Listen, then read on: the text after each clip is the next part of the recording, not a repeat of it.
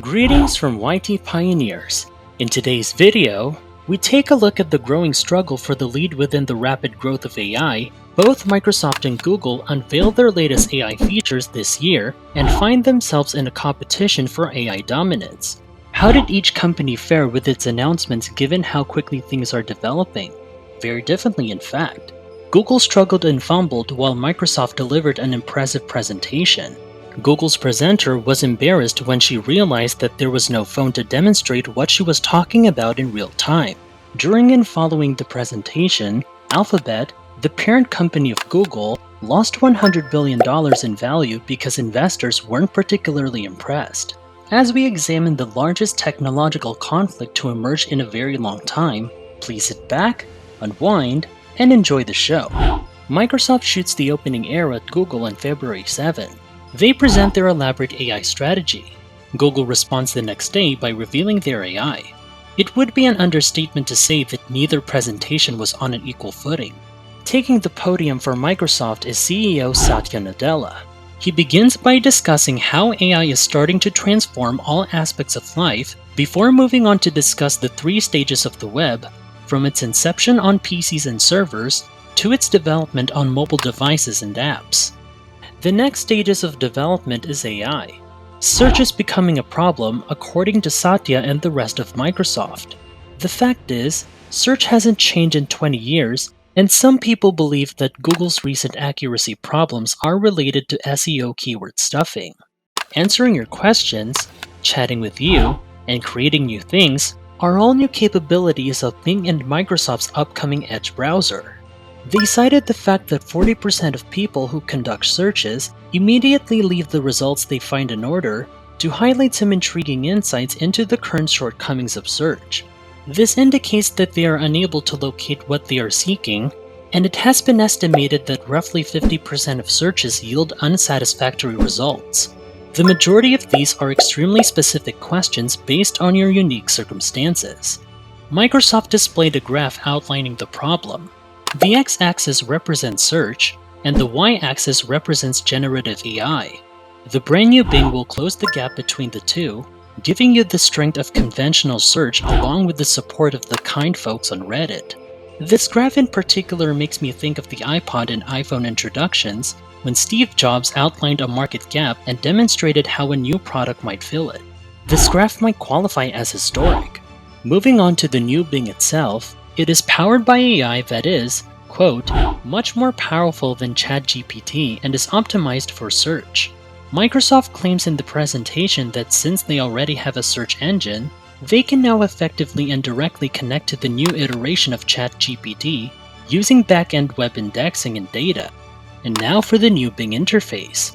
When you type a complex query, you'll get the typical results on the left. You will also receive a synthesized response with sourcing on the right. The same results can be obtained whether you inquire about recent or upcoming events. One particularly cool instance involved determining whether a specific IKEA seat would fit inside a 2019 Honda Odyssey. However, this was only the beginning. The brand new chat feature was the highlight. Engadget goes into more detail about the experience. As a result, Microsoft has also integrated AI into its Edge browser. You could, for instance, open a PDF, ask questions about it, summarize it, and evaluate it against other content online. It's really astounding. I have to admit that Microsoft did a great job with that execution. There is also a new Compose tab, where you can create any kind of content you want by defining the tone, length, and other factors. There is no longer any question if you are unable to see it with ChatGPT. The world has recently altered. It represents the culmination of human knowledge that has been crammed into an AI, or at least the beginning of that process. Consider that for a moment. We are experiencing history. What was Google's response then? To Google's dismay, things got off to a terrible start. After Fortune reported on the incident, the very first advertisement for Google's Bard featured it, providing a false response. Alphabet's stock price started to decline. The event left much to be desired. The Bard conversational AI was developed in a very short amount of time. Reiterating how excellent the current Google products were took up a lot more time, such as search, translate, Google Lens, and Maps. What Microsoft and OpenAI were doing was the proverbial elephant in the room. After spending 30 minutes discussing unrelated topics, they at last switched to their ChatGPT competitor, which was run by the research language model Lambda. The problem was that it was advertised as a standalone item. What they displayed was strikingly similar to ChatGPT. No sourcing, additional OS integration, or other features of any kind existed. Google is essentially where OpenAI was the previous year. The biggest selling point for Bard is its capacity to respond to inquiries for which there was no one correct response. Here's an illustration of what Google refers to as Nora. Then came the infamous presentation moment when Liz Reed, the presenter, was about to demonstrate multi-search, a new Google Lens feature, when this incident occurred. Since Steve Jobs' Wi-Fi failed to connect in 2010, it was the most embarrassing tech presentation incident ever. And for Google, the timing could have been worse. There wasn't much more besides this. Google Maps was the next topic of the presentation. Generally speaking, the Google presenters come across as uninterested, and the live stream's comments were disabled, which is unusual for a Google event. As a result, the event didn't reveal anything novel or even very much information. It only served as a warning that Google probably isn't ready and doesn't have a strong plan in place yet, as they would have made that clear.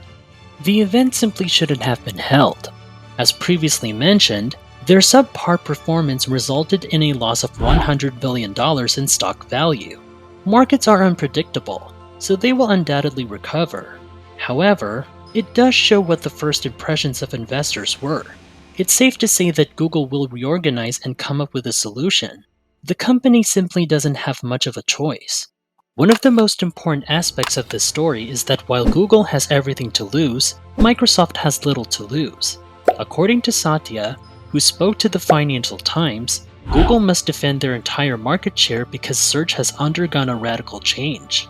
So what about the bigger debate? What will happen to the jobs that will be lost? Content creators for websites might worry that AI has significantly harmed their industries. There are about 1 billion questions that can be posed in light of this historical event. Will news websites file legal claims against you for using their content? How do you feel about censorship and political bias? What about all the unwanted effects? Time alone will tell. All I can do is hope that the advantages outweigh the drawbacks. On the plus side, it's clear that there is a significant benefit in this situation. An audio version of this, or an intelligent AI assistant with effective voice synthesis, in my opinion, be the next big thing to excite everyone. That's the next step. Who then would have imagined that Google would be in this situation? Their presentation gave the impression that they were unprepared, weren't using Bard, and were using ChatGPT. What do you guys think? Please feel free to share your opinions in the comment section below. I'll be curious to hear them. Don't forget to give this video a thumbs up if you liked it. This has been YTPioneers. See you in the next video.